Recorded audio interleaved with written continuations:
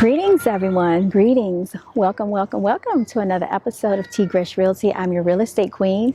Today, I would like to get into this whole NAR, National Association of Realtors settlement. As a licensed realtor, I am a member of the National Association of Realtors, okay? We do have to pay a lot of fees. We do have to maintain standards, based upon the real estate commission. So nothing's going to change with that. We are always going to do what's in the best interest of our clients, no matter what. So I just want to set people's minds at ease. There are realtors out here who really do care, that are not trying to be predatory or take advantage or treat you like prey. I, for one, used a realtor when I purchased my house, and my realtor became my mentor. So shout out to her, and we're still in really good standing till this day. So as a realtor, most of my colleagues, from my point of view, have good integrity. We look out for one another. We're understanding of one another. We're supportive of one another, and we rally for one another. What I can tell you about the settlement, it was based on an antitrust act. And basically, this is because the seller felt that they did not know where their funds were being allocated in the sales transaction regarding the commission. So I'm going to explain to you all how that works for the sellers and the buyers out there. Try to explain this as quickly as possible in 10 minutes or less, okay? In a real estate transaction, for those of you who may not be aware, we all get commission. That's how we get paid as realtors. We get paid a commission. When a seller decides they want to sell their home, they actually list their home with a licensed realtor. And at that point, the seller and the agent, they negotiate how much they are going to pay the agent. So the agent will say, this is what I charge.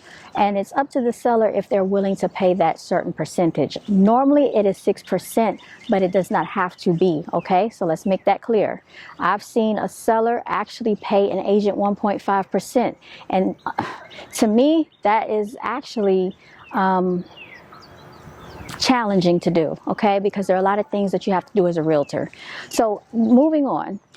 With that 6%, when you're actually structuring the agreement, you have to put into the agreement how much you're willing to pay the buyer's agent, okay? This is actually coming out of the seller's agent's commission split, okay? It's no longer coming from the seller, but technically it is, if that makes sense. So now this realtor that's going to sell your home says either they will keep 4% for themselves and give 2% to the buyer's agent.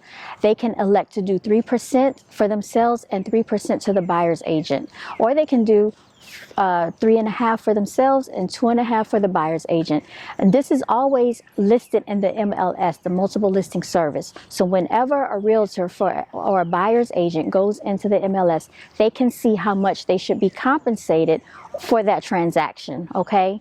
Now, what this does, this lawsuit has stated that they will no longer list the commission for the buyer's agent in the MLS, okay? So no longer will the buyer's agent see how much the listing will pay for a commission if they were to bring a buyer to your seller. Now, a lot of people think this is a good thing for real estate. Some people say that realtors are going to go out of business. I, for one, tend to believe that it's going to make it a little bit more difficult and challenging to work with the buyer, because buyers are already coming up with appraisal costs. They're coming up with inspection, down payment, and closing. Now, there are some sellers that will offer credits to the buyers to help them close. So this can actually take place in the transaction until this day. It still can go on, but starting July 1st, you can no longer have the commission listed in the MLS for a buyer's agent, okay? So this is where the transition takes place. Also, the buyer's agent will now have to factor in how are they going to get compensated from the buyer. Will this be a flat rate? Will they be paid hourly? Will they be paid a percentage? How are they going to negotiate that in their agreement? And you have to make sure that everybody is in agreement, everybody signs the documents, because if something falls through and the buyer decides they don't want to pay and you've already basically spent many hours and put in a lot of effort and energy and you don't get paid, then you will have a binding document stipulating that you both came to this agreement, okay? So this is really how it's going to affect the real estate market. It's really going to affect the buyer side, because buyers are now going to have to understand how they will be paying the realtor, if they have to pay the realtor at all, okay? So that's really where the discrepancy comes in, when a lot of people are saying that this is going to change the whole real estate market. It may, but we have to sit back and see first. So like I said, a lot of realtors do a really good job at working together on the buyers and sellers side. All of my transactions have been very pleasant. I've worked with agents within my same firm, one representing the buyer, one representing the seller, myself representing the buyer. As long as you could have good line of communication open, I think we can come to some common ground, because that seller wants to sell their house just as much as the buyer wants to buy. So we have to work together as a team, everyone. And so everybody can be happy and come to the table and get to the closing table, you all. Make it to closing day. That's the whole reality of why we do what we do, is to make sure that people get to sell their homes and people get to purchase their homes. So that is the quickest way that I can basically explain that settlement, all right? And as soon as I'm able to get you more details and look more deeper into this, I will be back on here again. This is T. Gresh Realty reporting to you live from Freedom Park. If you enjoy this video, please make sure you like, share, subscribe.